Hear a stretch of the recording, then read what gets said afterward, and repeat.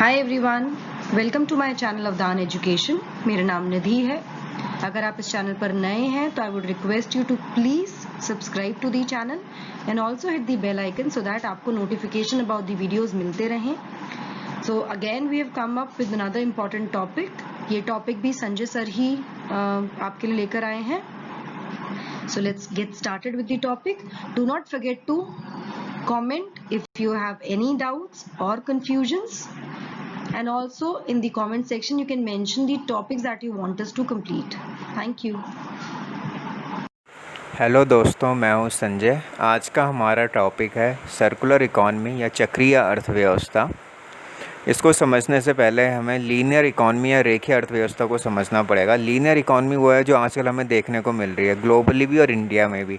Linear economy में क्या होता है कि हम रॉ मटेरियल को एक्सट्रैक्ट करते हैं नेचर से।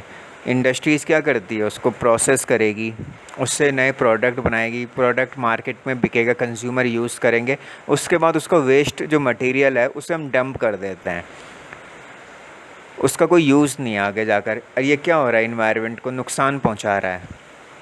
ये लीनियर इकॉनमी है। सर्कुलर इकॉनमी में क्या है, ये जो मॉडल है सर्कुलर इकॉनमी का, ये कहता है कि प्रोडक्ट की डिज़ाइनिंग इस तरीके से, इंडस्ट्रीज़ इस तरीके से प्रोडक्ट को बनाए कि मार्केट में जब वो बिकने के बाद कंज्यूमर उसको जब यूज़ करे, उसके बाद उसका जो वेस्ट मटेरियल हो वो रीयूजेबल हो, उसका रिसाइकिल किया जा सके किसी भी प्रोडक्ट को। उसके बाद इन्वायरमेंट को प्रोटेक्ट कैसे किया जा सकता है, सस्टेनेबल एनर्जी, सस्टेनेबल एग्रीकल्चर, ये सारे इससे जुड़े हुए कॉन्सेप्ट हैं सर्कुलर इकॉनमी में। सस्टेनेबल डेवलपमेंट को ये प्रमोट करते हैं। इसके साथ ही सस्टेनेबल डेवलपमेंट गोल नंबर 12, सतत विकास लक्ष्य 12, इसको भी ये पूरा करता है। इसको अगर से हम सर्कुलर इकॉनमी की तरफ बढ़ते हैं, इम्प्लीमेंट करते हैं, तो उसको अचीव करने के लिए हमें सर्कुलर इकॉनमी के मॉडल को इम्प्लीमेंट करना पड़ेगा। ये सर्कुलर मॉडल है जो इकॉनमी का, जर्मनी हो गया, इज़राइल हो गया, फ्रांस हो गया, इन देशों ने इनिशिएटिव लिया है इसके लिए, और ये अपने यहाँ स्पेशल फंडिंग कर रहे हैं कि किस तरीके से इंडस्ट्रीज़ में डिज़ाइनिंग इस तरीके से हो प्रोडक्ट की कि उसको रीयूजेबल और रिसाइकिल किया जा सके। आगे के समय में आप देखोगे कि ई वेस्ट है, जो ई वेस्ट है, इलेक्ट्रॉनिक वेस्ट है, वो बहुत ज़्यादा बढ़ने वाला है। इसके अलावा प्लास्टिक मटेरियल है, बहुत सारी चीज़ें, सारा वेस्ट बढ़ना ही जा रहा है, कूड़ादान है जो बढ़ता ही जा रहा है इसमें। तो जो ये मोबाइल हैं, अपने इलेक्ट्रॉनिक गैजेट्स हैं, टीवी हैं, कंप्यूटर हैं, इनका क्या कहाँ हम यूज़ कर सकें। मोबाइल आप जैसे लिथियम आयन बैटरी है, उसके अंदर इतना सब कुछ, ये जो पार्ट्स हैं मोबाइल के अंदर, उनको हम कहाँ रीयूज़ कर सकते हैं। टीवी के अंदर के पार्ट्स हैं, इन्हें हम कहाँ यूज़ करें। कंप्यूटर के अंदर के पार्ट्स इनको हम रीयूजेबल बना सकते हैं क्या इसके अंदर जो एलिमेंट्स यूज़ हो रहे हैं, क्या इनको हम रीयूज़ कर सकते हैं कोई नया प्रोडक्ट बनाने में। इंडस्ट्रीज़ इसको यूज़ कर सकती है। ये सारा सब सर्कुलर इकॉनमी। प्लास्टिक है, कपड़ा है, क्या हम इनको दोबारा यूज़ कर सकते हैं, रीयूजेबल कर सकती है इंडस्ट्रीज़। कागज़ है जैसे, क्या इसको भी रीयूज़ किया जा सकता है। ये सारी चीज़ें हैं सर्कुलर इकॉनमी में। लेकिन इसमें एक प्रॉब्लम ये है, जो इसमें अभी एग्जैक्ट हमें ये नहीं पता है कि अगर से हम इन प्रोडक्ट को रीयूज़ करते हैं, रिसाइकिल किया जाता है, रीयूज़ जब हम करें, तो क्या ये इसकी जो क्वालिटी उतनी ही मेंटेन रहेगी। क्या ये क्वालिटी को हम मेंटेन कर सकते हैं इन प्रोडक्ट्स की। अगर हम एक ही प्रोडक्ट को हम यूज़ कर रहे हैं, कई बार यूज़ किया जाएगा, सेम प्रोडक्ट को हम कई बार यूज़ कर रहे हैं, उसके कंपोनेंट को, तो ये कहाँ तक जा सकता है, तो ये इसकी क्वालिटी कैसी रहेगी। तो ये अभी थोड़ी इसमें रिसर्च का काम है, चलना है इसमें।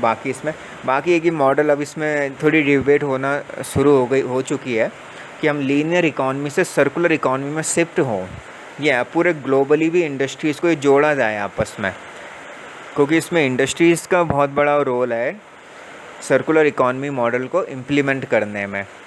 ये मॉडल इंस्पायर्ड है नेचर से थोड़ा, कि नेचर में सब कुछ एक साइकिल में चलता है। फूड चेन साइकिल हो गया, आपका ऑक्सीजन साइकिल है, नाइट्रोजन का एक साइकिल चलता है नेचर में, आप देखना।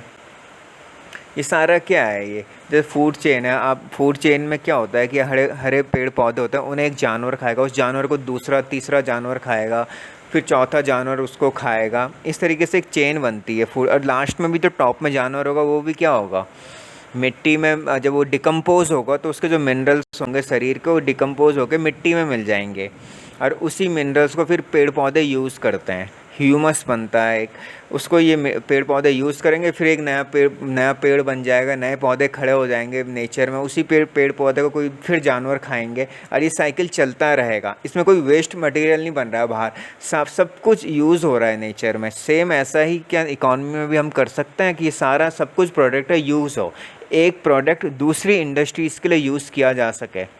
ये सारी चीज़ें कॉन्सेप्ट हैं इसमें। बाकी इसको अगर हम इंडिया के पॉइंट ऑफ व्यू से समझ सकते हैं क्योंकि इंडिया में एनवायरनमेंट पॉल्यूशन बहुत ज़्यादा, गैसेस पॉल्यूशन बहुत ज़्यादा हो रहे हैं, खासकर जो आपके वेस्ट मटेरियल पॉल्यूशन है ये बहुत ज़्यादा हो रहे हैं। क्या अगर हम इकॉनमी, इस सर्कुलर इकॉनमी के मॉडल को इम्प्लीमेंट करके हम किस हद तक एनवायरनमेंट सस्टेनेबल डेवलपमेंट को हम अचीव कर सकते हैं, तो ये चीज़ें हैं इससे रिलेटेड। बाकी इसमें और भी चीज़ें आप जब इंटरनेट में भी सर्च करना इस टॉपिक को और पढ़ना डिटेल में, और आपको नई चीज़ें मिलेंगी इसमें, और अपनी तरफ से भी एनालाइज़ करके देखना इस टॉपिक को कि और इसमें क्या क्या नई चीज़ें आ सकती हैं, ऐड हो सकती हैं, या आपको भी कोई नया मॉडल लग रहा हो, अपनी तरफ से सोच रहे हो कि भाई हम सस्टेनेबल डेवलपमेंट को कैसे अचीव कर लें। एक तो होता है कि हमें सब कुछ मिल गया, मैटर ऑनलाइन मिल जाता है, लेकिन आप अपनी तरफ से क्या देखते हो, अपने आसपास क्या ऑब्ज़र्व कर रहे हो इन्वायरमेंट में, है ना। आप अपने घर में भी देखते हो, अपने मोहल्ले में देख रहे होंगे, आप देख के रहो अपने आसपास ऑब्ज़र्व, या आपको कोई वो मिलता है नया नया विचार आ रहा है कि भाई हम ये कर सकते हैं, वो कर सकते हैं, तो अपना व्यू पॉइंट भी बनाओ इसमें थोड़ा इस टॉपिक को लेकर। Okay, thank you.